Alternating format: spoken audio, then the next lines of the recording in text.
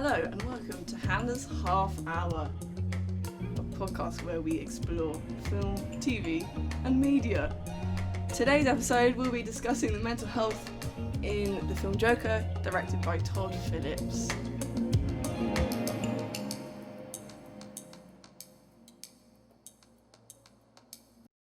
Today I'm joined by Owen and Priya. Hello Owen and Priya. Hi. Hello, Owen and Priya. Wow. How are you both today? Yes. I'm alright. Except for Owen, he's very annoying. Yep, I agree. Why did you agree to join me to talk about Joker today? Because it's about mental health, and that's such a big thing nowadays, and everyone knows about it. I think we should everyone should know about its complexity. I think that's the word. I'm not. No, yeah, because mental illness is quite. The whole film is basically about mental illness, so I thought I'd choose 4 things that I found the most interesting to talk about, so you can cut it down a bit. Okay, the first one being therapy. Do you think the way that they showed therapy was helpful or harmful? Harmful. Why do you think 100%. harmful? Yeah.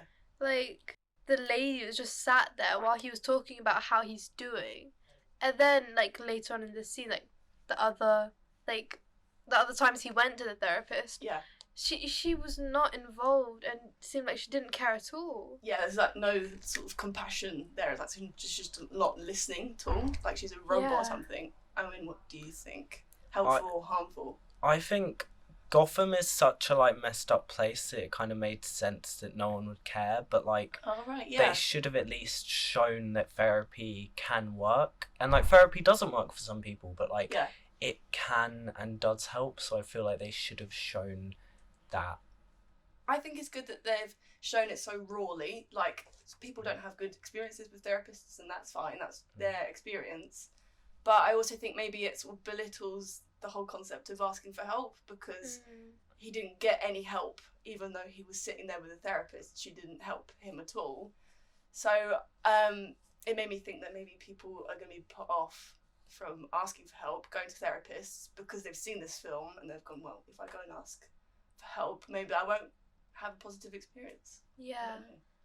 Also, he chose to go to therapy. He didn't choose, but the fact that he'd even turn up to those appointments, it showed that he cared about himself, that he cared about his emotions. He didn't like it. Yeah. He wanted help, and then no one was giving him help. Yeah, and she could have been the person to be there for him to stop his sort of, descent into madness. Yeah. But then we wouldn't have Joker, so.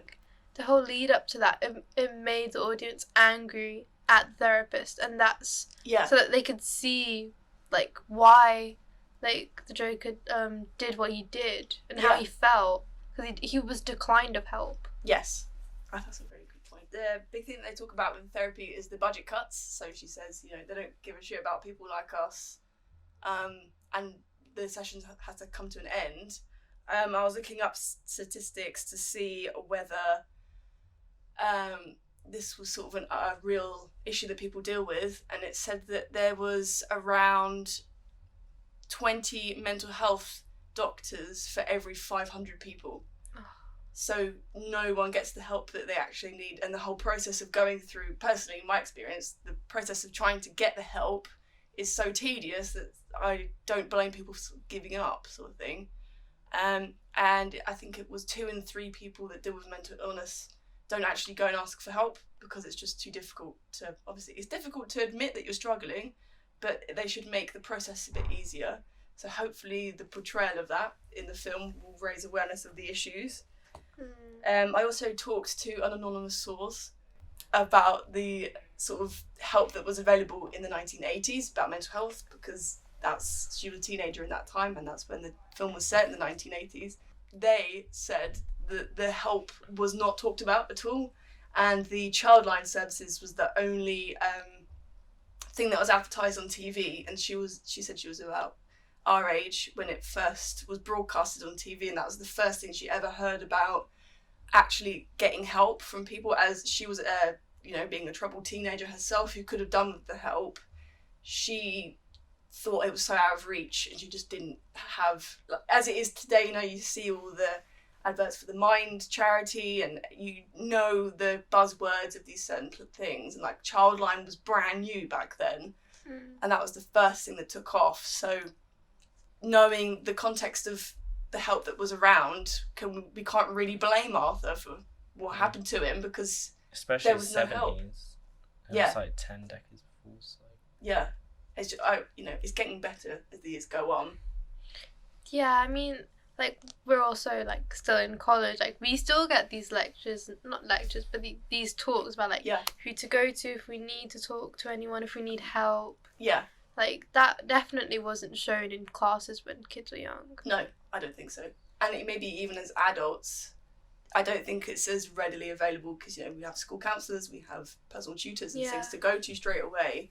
But I think as an adult, it's very much having to find it very specifically, having to find it yourself, whereas here it's sort of just there for us. Yeah, that was what I was going to say. Like, that's the least, like, the 20 out of 500 thing, if that's what it is, then there should be more facilities within, like, places of work or places of maybe even, like, worship or something, or kind of institutes where people go to. There should be more kind of mental health places there, if there is really such a, like, I know, Also, I feel like back in, like, when Joker was set, I feel like children were, like, seen as, like, more like, oh, it's a child, like, it's okay. Yeah. But, like, adults, like, oh, you have it, deal with it. Like, everyone for themselves. Yeah.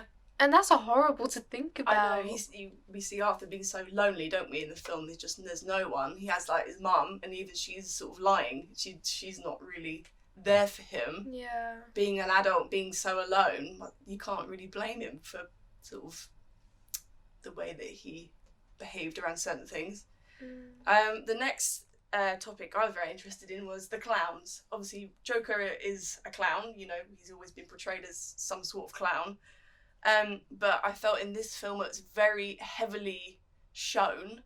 And Arthur himself, doing my research, I saw that he's portrayed in about 9 sort of different types of clowns. So, like, the carnival clown at his work, and when he's putting the makeup on as Arthur and he's doing the face thing. And then when he's dyed his hair green and he's got a white face when he kills Randall. And then, like, the final Joker, there's, like, an evolution almost. He's very much made it all about him. He's dyed his hair green, whereas he was wearing a green wig at the beginning. Yeah. So he's sort of like... Instead of, like, portraying this character, like a persona. Yeah. But now he is, yeah. The clown. He's like accepted it, that's himself now, sort of thing. It's completely come into the role of the Joker. I also think it's quite kind of representative of, like, when people have, like, really depressing jobs, then they get depressed over it because, like, it's a shit job, and then it's kind of they get their mental health through their job, and this is him, like, personifying that. Yeah. One aspect of his life. Yeah, in part English, but, like, yeah. His literal job is to be a clown. Yeah, and then he's like, well, if none of you are going to laugh at me, laugh at this, and then he shoots Geezer. You told me, you were saying that all the clowns that work at the at his job are all comedians. Oh yeah, they're all comedians, stand-up comedians, and they act in things. That's so cool. So much depth into the clowns. Yeah, I recognise them. I don't know about the midget and the guy that sells gun, but, like, the rest of them, That's so cool. I just thought of something, right? Go on then. It's like the connotation of a clown is like a joke, yeah. Right? And obviously, this film is set in a, like, it's old, like, it's meant to be, like, the 70s. how things were in the 70s. And the fact that he's got this really big mental illness, and he's dressed up as a joke, that means, like, he's dressed up as a clown. It's like everyone's taking him as a joke. The mental illness thing is a joke. Whoa. I know. That's such a good point. Yes, I love that. That's such a good point. And my other thought of the clowns is that he's literally putting a mask on. So he's always got the face paint on. He's always, and then it's fake emotion. Yeah, on the train he puts the mask on over his Joker makeup. Because I think it's just a really good representation of how we all sort of have different faces for different things. You're different at school than you are at home, sort of thing, for example. And he's literally having to put a face on everywhere. And if he doesn't have the face on, he's alone and no one wants to be around him when he hasn't got the makeup on. He's at home with his mum, or, in the big scenes, he's always got his clown makeup on, which sort of shows that he almost thinks that he's like not good enough without the makeup, if that makes sense. Like his true self isn't good enough for society, as we see that they all sort of disregard him. The other thing I want to talk about was his laugh. Is an actual medical condition called pseudobulbar effect, and I didn't know if it was real or not. Yeah, it is real, and it's actually, I know it's real. Yeah, and so on the NHS website, it says that it's a condition where you can outbreak with laughter or crying in random situations if you're under stress. Yeah. And the causes of them include MS and Alzheimer's and Parkinson's, but another one being traumatic brain injury. And we learned that he was abused as a child and he had a head injury as a young kid. So, you know, that could be the cause of all of that. And do you think incorporating an actual medical condition in this way the film does it, do you think it's harmful or helpful? It's a hard one. It's showing that and showing how hard it is. And those guys were so insensitive. They were like, "It's for a bit," and he was like, "What do you mean by bit? Like clown thing? What do you mean clown thing?" And like, but also it could be like a situation where people are like, "Oh, you're gonna like shoot up school if there's a kid they know that has that condition." Yeah, because I was thinking if I personally had that condition, how would I feel seeing, you know, such a huge film talk about that issue? Is it sort of good to raise awareness, or is it sort of almost mocking the condition because of the way that people interact with Arthur when he's having an episode of the laughter? Because it's an amazing like tool to making scenes really intense and really sort of like uncomfortable to watch, and to incorporate, you know, because Joker's always had a bit of a manic laugh, hasn't he? Yeah. In previous Joker forms. So I think it's really clever to incorporate it with mental illness, but at the same time, I'm not sure if it's quite harmful to the community who deal with these issues themselves. Yeah, I feel like it was a good move to incorporate it, but like for me personally, it scared me, and I feel like that's the total opposite of what they wanted to do with Joker. They wanted to like show that like people need help. Like if you run away, like this is gonna happen to this person that's suffering. Like that's not good at all. No. So like I feel like they kind of overdid it. But they overdid it to make it a good thing. Yes. As in to like awareness and all that. Yeah, sort of to make it uncomfortable, but to sort of also open your eyes more. Yes, yeah, I like that. I also thought that laughter's almost a physical representation of suppressing your mental illnesses. Yeah. Because he literally has to like choke himself to stop him from like bursting out laughter. Which is almost the same as, you know, oh, men can't cry and you can't sit there and be sad and you can't complain. You have to pretend that you're okay. I think it's a really good way of sort of showing how we all hide things from society to sort of get through life. And how, like, it really affects you in the long term. He made that all suppressed. He went literally mental. Yeah. And you really feel for him at the end of it. I know. And I noticed with the laugh that it goes away when he's fully transformed as the new Joker. He doesn't do the laugh. He doesn't have the laughter. It's more of an actual proper. He means to laugh. Like when he shoots Murray, he genuinely just laughs. Like he's happy. I saw that as well. The difference. Like the first times he started laughing, like when he couldn't control it, you could still see like the sadness in his eyes. Yeah. I feel like like the actor really like showed that really well. Yeah. The complexity of that moment, how many emotions are going through Arthur's head, trying to suppress the laugh, but also, you know, being judged by everyone can't be easy, can it? And also, when he became the Joker, he suddenly his personality was suddenly like this classic, like flamboyant Joker kind of thing. Yeah. Where he was like, Yeah. Do you think that's truly Arthur, or do you think that that's another mask that he's putting on? I think it was interesting because the whole film is kind of. It's not very recognisable for people, even if they have read the comics or seen shows and seen the Joker and know the Joker. It's like different, and it's a different kind of view on Gotham City, but it still is familiar because of that.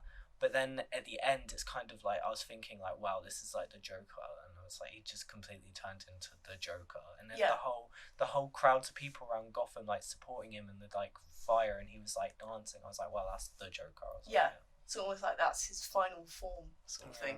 Mega Evolution. Yeah, like in Pokemon. And so I thought maybe the laugh is a good way of having the audience feel empathy towards Arthur, because you're like, oh my god, that must be so awkward for him. And in my questionnaire I asked, did you feel empathy for Arthur? And 70% said yes, that they did. Do you think that that's almost sort of harmful in a way, to be like, look at this person with all of these problems, you have to feel sorry for him even though he's doing all these terrible things? I guess it's emotional blackmail in a way. Yeah, I thought that too. Yeah, but also I didn't feel kind of sorry for, I was like, oh well, this is horrible and I get why he's doing all that, but I was also like, he shot up people and he killed he just fully killed someone in his house, and like I feel like there's no kind of reasonable, because that guy was a prick, and there was deleted scenes with him arguing with Randall, and like it was horrible, but he didn't deserve to get like beaten to death, and he could have changed, and like he kind of just murders people, and that's kind of, it's not, the film isn't saying forgive him, but it's like people are kind of forgiving him because of how like shit his life was. Yeah, because like Randall could have done something so much worse than than lie about the gun. He could have like hurt him or hurt his mum. Like the way he reacted was very dramatic. The like his evil badness kind of brings in goodness in the form of Batman, and kind of brings in help for Gotham City, kind of. That's a really good point. Yeah. I wanted to just talk about the general overall portrayal of mental health. Lots and lots of reviews and videos are either very positive or very negative, and a lot of issues around gun control and incels that all went off with the premiere of the film, and everyone's sort of associated with the Joker with violence. Do you think that it has linked mental illness to violence, this film? I think there is an inherent, like, there can be violent tendencies within certain mental health disorders. But there's also things like it wasn't, I think the portrayal of it was very real, and kind of, it was showing that he like messed up a lot of people, like those riots and stuff, and like he messed up a lot of stuff because society didn't help him, and it's kind of like giving that message and showing the mental health like mess him up and make him violent, because that's what can happen, and that's why we should help. We need to help people, so this doesn't happen, because he's almost taking a back at society, isn't he, by ruining society because of what society made him feel, sort of thing. Yeah, I mean, it's just like he wants vengeance for that. All the emotional distraught he like faced, like I guess like it used like violent actions, but they were all reasoned with emotional body language in general. Yeah, and it was also better than like say his counterpart Harley Quinn. She's in the current movies she's quite romanticized in the fact of her mental illness, and she's it's like crazy and it's cute, and it's quirky and cute, and like that's not the point. And it's like that's kind of showing, like glorifying it, like, oh, you should want mental health like Harley Quinn, and it's kind of, it's a bad image. And sort of like Joker's done almost the opposite. You don't want mental illness because you don't want to be like Joker, sort of thing. I don't know whether that's just as harmful. I watched a video of a professional doctor who deals with mental illness, and I wanted to see his point of view on it. And he said, seeing the film, he really agreed with the messages it was putting across, because it's very needed in society, I think, these days, to see such a raw message. And he said that Arthur lacks two things that we see in a lot of people with mental illness. It's connection and purpose. So he has no friends. All the connections he has are negative. He gets beaten up. His only friends at work turn on him. And he doesn't really have a purpose. His purpose is to look after his mum.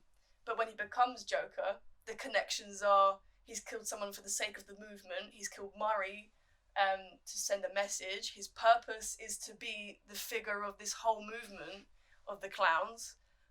So he was saying that it's no surprise that he was truly himself as Joker, because he was getting the emotional needs he needed, but only as Joker. So, like, by killing someone, you're still connecting with someone. If it's not a positive way, but it was more connection than he was getting when he was just Arthur. So, that is the end of our podcast. Thank you very much for joining me, Priya and Owen. Thank you very much. I hope you enjoyed our discussion. It was great. I really liked it. Bye. Goodbye.